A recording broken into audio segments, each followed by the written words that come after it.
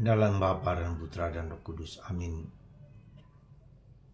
Bapa di surga, Engkau memberikan contoh kepada kami, orang yang tekun, setia,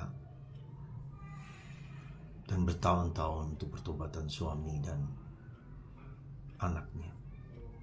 Dan Tuhan melimpahkan rahmat kepadanya dengan menobatkan suami dan anaknya, Santa Monica. Terima kasih Tuhan atas ketekunan, kesetiaan, dan pengorbanan Santa Monica, supaya kami taat juga kepadanya. Terpujilah namamu kini dan sepanjang masa. Amin. Para saudara, sekali lagi gereja memberikan kepada kita contoh seorang wanita, seorang ibu, seorang yang sungguh-sungguh menggantungkan hidupnya kepada Tuhan. Dan demi pertobatan anaknya Agustinus yang nakal dan suaminya Patricius yang juga nakal dan ibu mertuanya yang cerewet, yang dalam tanda petik jahat, tetapi Tuhan mendidik Santa Monica menjadi pribadi yang tangguh, yang kuat.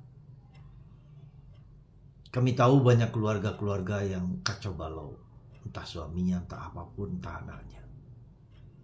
Dan saya berharap dengan peringatan Santa Monica ini, kita tidak boleh putus asa, spes non confundit.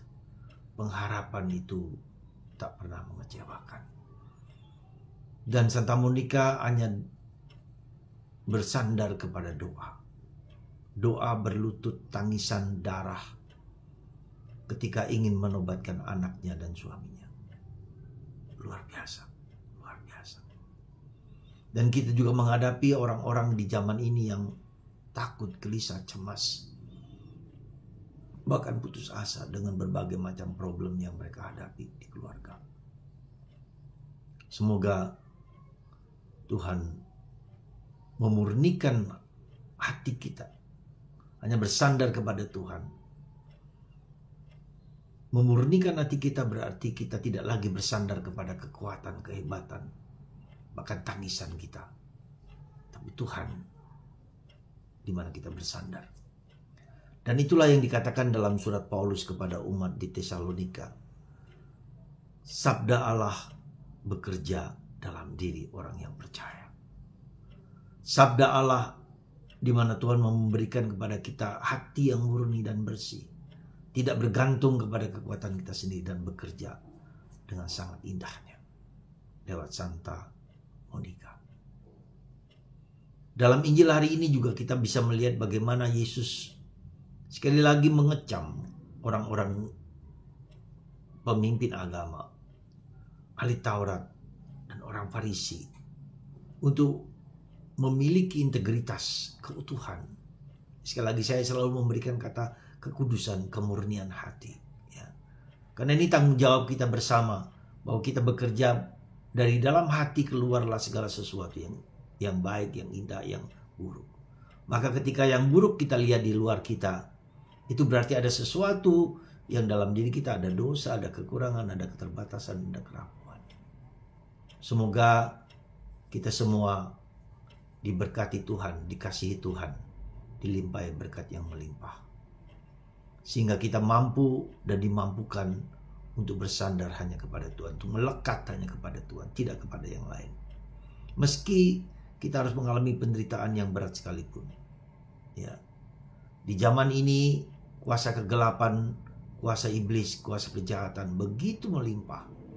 Tapi di saat yang sama, kuasa Roh Kudus, kuasa Allah tidak kalah hebatnya. Maka mari kita memilih Tuhan di atas segala sesuatu. Jangan memilih yang nampaknya menyenangkan, tetapi memilih Tuhan di atas segala sesuatu. Kita pilih yang baik di hadapan Tuhan. Berkat Tuhan atas Anda semua.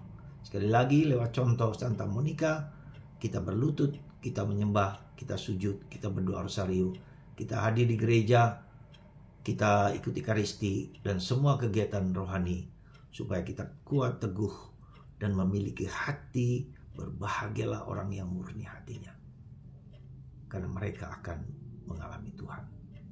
Berkat Tuhan atas Anda semua. Dan memang hari ini saya sengaja memakai stola dan jubah.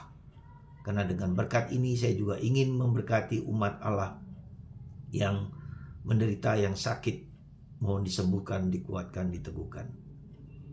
Dan saya mohon mereka yang dikatakan demonic attacking, obsession, ya, obsesi, ya, ketergantungan dan posesif, dilepaskan dari kuasa-kuasa itu berkat kuasa yang diberikan Tuhan kepada para imam dan para hambanya. Berkat Tuhan atas Anda semua. Dalam nama Bapa dan Putra dan Roh Kudus.